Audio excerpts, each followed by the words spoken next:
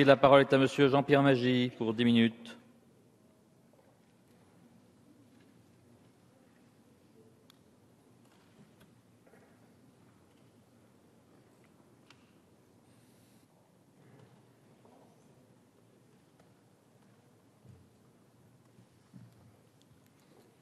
Monsieur le Président, Monsieur le Ministre, chers collègues, en décembre 2013, nous votions une loi de programmation militaire pour la période 2014 à 2019, fixant les objectifs de la politique de défense et la programmation financière qui lui est associée.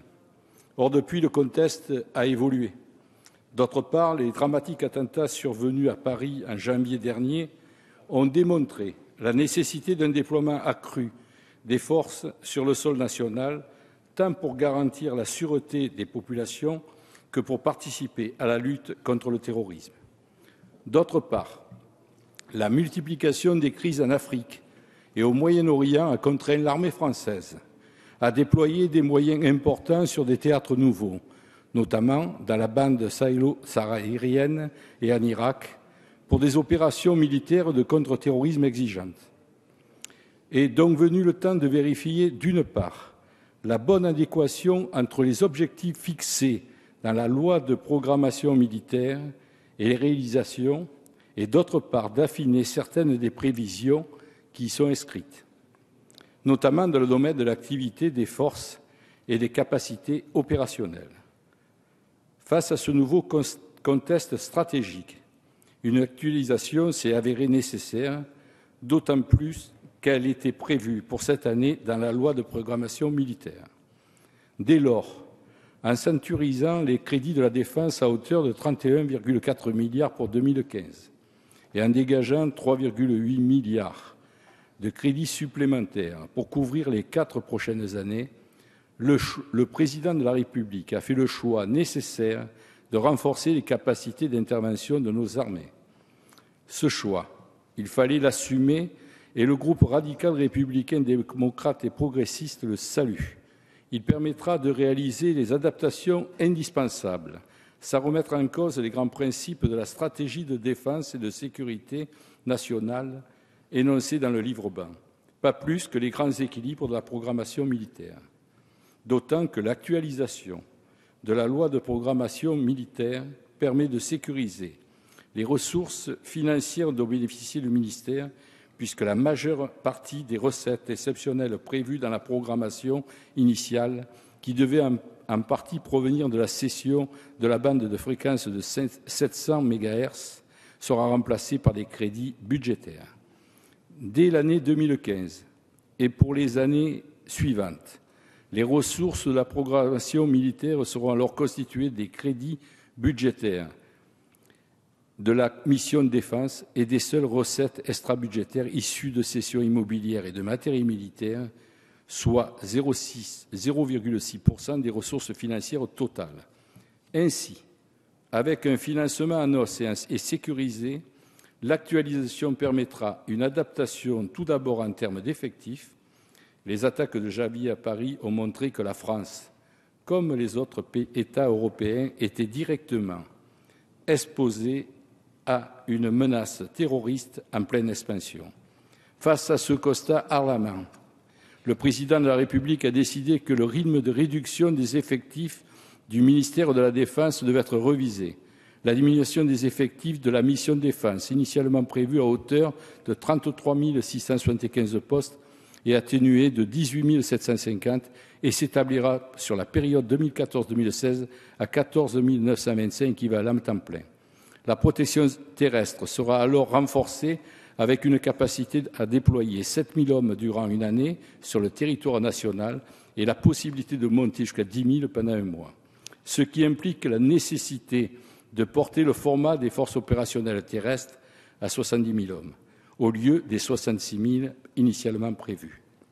C'est une décision, là encore, salutaire, tant le haut niveau d'engagement des forces armées, aussi bien sur le territoire national qu'au titre d'opérations extérieures, doit être renforcé. À ce titre, 2,8 milliards d'euros y seront consacrés. Pour répondre à ces besoins croissants en matière de protection du territoire national, La contribution de la réserve opérationnelle militaire sera également accrue. Pour atteindre cet objectif, le budget consacré connaîtra une augmentation de 75 millions d'euros sur la période 2016 à 2019. Ainsi, en cas de menace sur la sécurité nationale, il sera possible d'augmenter le nombre de jours d'activité des réservistes salariés et de réduire le préavis d'information de leur employeur. De même, un élargissement des recrutements vers les entreprises sera favorisé pour mettre fin à l'érosion des effectifs à une augmentation de réservistes qui passerait de 28 000 à 40 000 réservistes. C'est un dispositif nécessaire, tant la réserve opérationnelle est une capacité à part entière de nos forces qu'il convient donc de développer. Autre objectif de l'actualisation, une adaptation en termes d'équipement. D'abord, au profit de la régénération des matériels. L'activité des forces était déjà une priorité dans la loi de programmation militaire, marquée par un effort financier important dans ce domaine, puisque les crédits consacrés à l'entretien programmé des matériels progressaient en moyenne de 4,3% l'an en valeur sur la période. Avec l'actualisation, l'effet financier sera encore amplifié au profit des matériels les plus sollicités en opération, avec une dotation supplémentaire de 500 millions d'euros sur la période 2016-2019.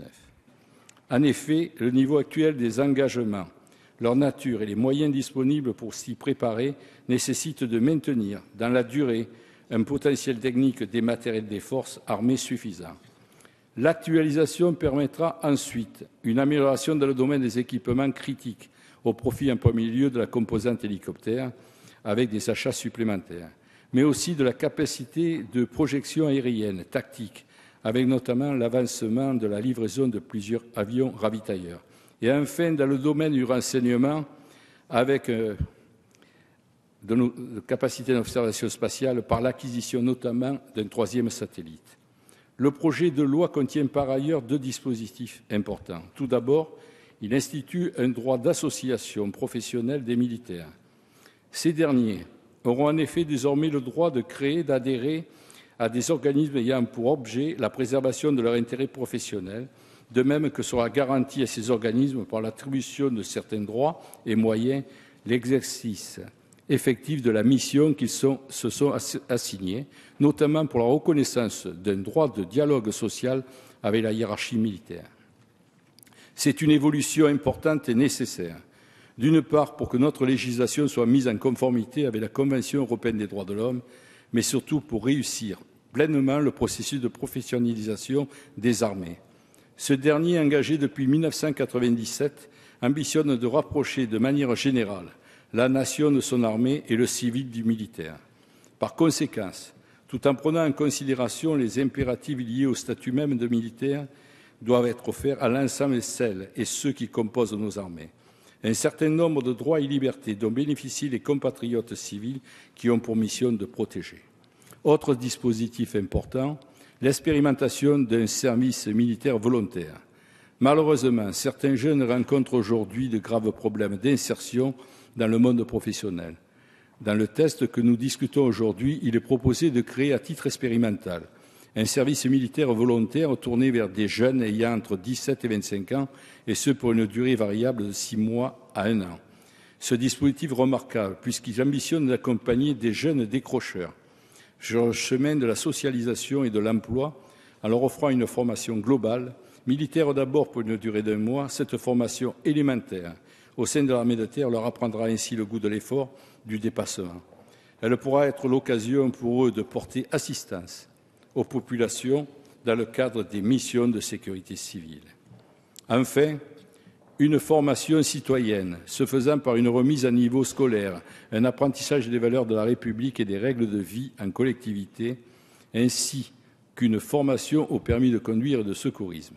Enfin, une formation professionnelle pourra également être proposée et, le cas échéant, les volontaires stagiaires pourront effectuer des périodes de mise en situation professionnelle en entreprise.